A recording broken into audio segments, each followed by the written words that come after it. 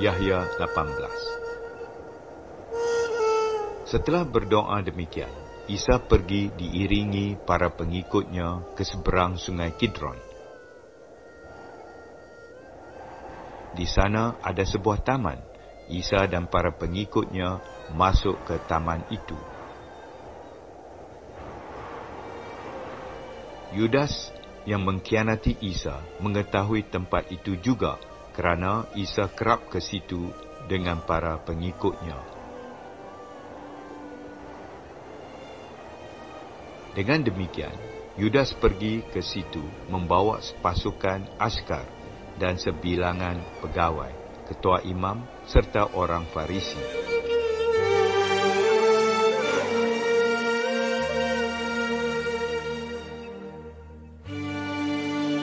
Mereka membawa senjata, lentera dan suluh.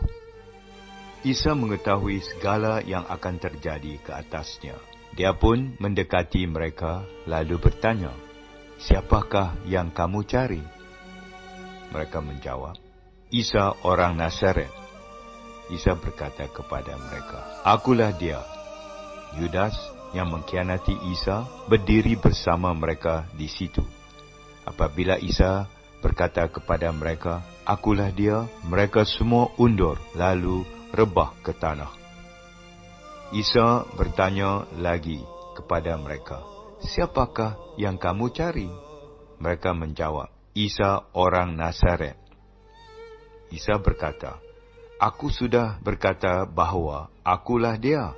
Kalau aku yang kamu cari, biarkanlah mereka ini pergi." Dengan demikian, berlakulah apa yang pernah dikatakannya, "Tidak seorang pun yang kau serahkan padaku sesat." Simon Petrus yang memiliki sebilah pedang menghunusnya lalu menetak telinga kanan hamba imam besar itu sehingga putus. Nama hamba itu Malkus. Isa berkata kepada Petrus, "Sarungkan semula pedangmu. Bukankah aku mesti minum dari cawan penderitaan yang diberikan kepadaku oleh Bapa?"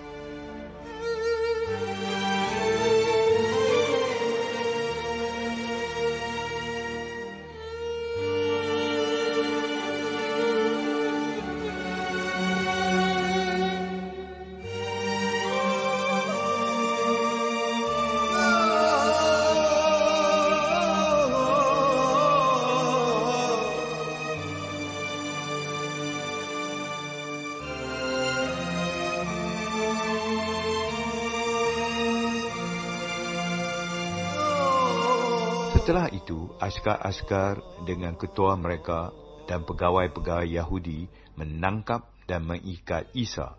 Mula-mula mereka membawanya ke hadapan Hanas, bapa mertua Kayafas, imam besar pada tahun itu.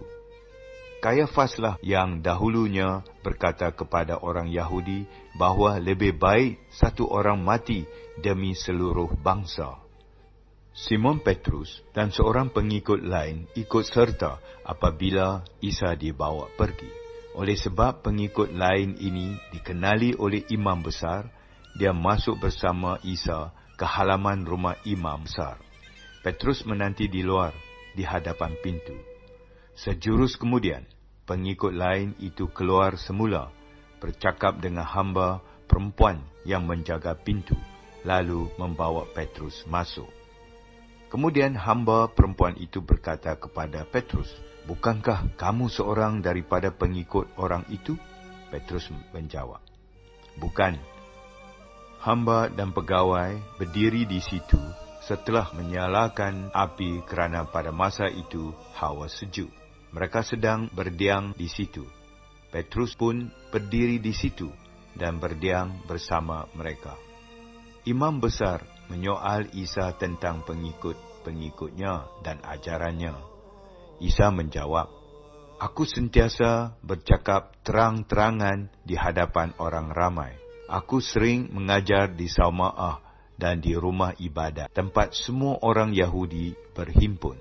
Tidak pernah ku katakan apa-apa secara rahsia. Mengapakah kamu menyoalku? Tanyalah mereka yang pernah mendengar apa yang ku katakan kepada mereka." Mereka tahu apa yang kukatakan itu. Seorang pegawai di situ menampar Isa sambil berkata, "Begitukah kamu bercakap kepada seorang imam besar?" Isa berkata kepadanya, "Sekiranya yang kukatakan itu salah, tunjukkanlah kepada semua orang di sini apa kesalahan itu. Tetapi kalau kata-kataku benar, mengapa kamu menamparku?" Selepas itu, Hanas menyuruh orang membawa Isa yang masih dalam keadaan terikat ke hadapan imam besar Kayafas. Simon Petrus masih berdiri berdiam.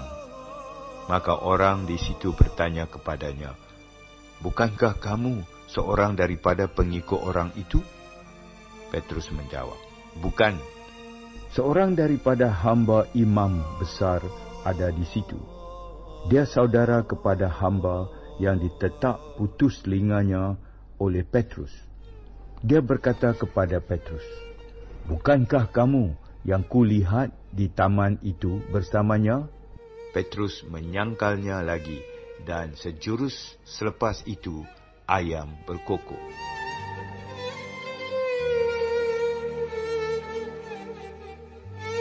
Kemudian mereka membawa Isa dari rumah Kayafas ke istana pemerintah Rom.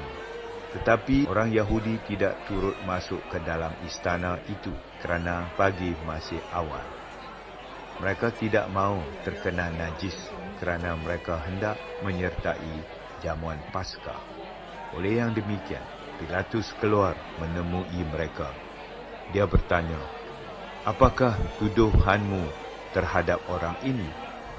Mereka menjawab, "Jika orang ini tidak melakukan perbuatan jahat, sudah tentu kami tidak akan membawanya ke hadapanmu."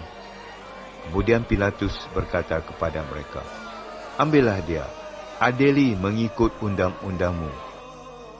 Orang Yahudi menjawab, "Kami tidak mempunyai kuasa undang-undang untuk menjatuhkan hukum mati ke atas seorang. Dengan demikian, akan terjadilah apa yang telah dikatakan oleh Isa tentang cara kematiannya." Selepas itu, Pilatus masuk semula ke istana dan memanggil Isa, lalu bertanya, "Adakah kamu raja orang Yahudi?" Isa menjawab, "Adakah kata-kata ini daripada dirimu sendiri, atau adakah orang lain mengatakannya kepadamu tentang diriku?" Pilatus menjawab, "Adakah aku seorang Yahudi? Bangsamu sendiri dan ketua-ketua imam telah membawamu kepadaku. Apakah yang telah kau lakukan?" Isa menjawab, "Kerajaanku bukanlah daripada dunia ini. Kiranya kerajaanku dari dunia ini, tentulah para pengikutku berjuang mempertahanku daripada diserahkan kepada orang Yahudi. Tetapi kerajaanku bukanlah dari sini." Dengan demikian, Pilatus pun berkata kepadanya, "Jadi, adakah kamu seorang raja?" Isa menjawab, "Betul katamu, aku seorang raja.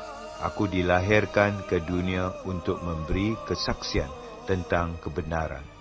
Setiap orang yang memihak kepada kebenaran mendengar suaraku." Pilatus berkata kepadanya, "Apakah itu kebenaran?"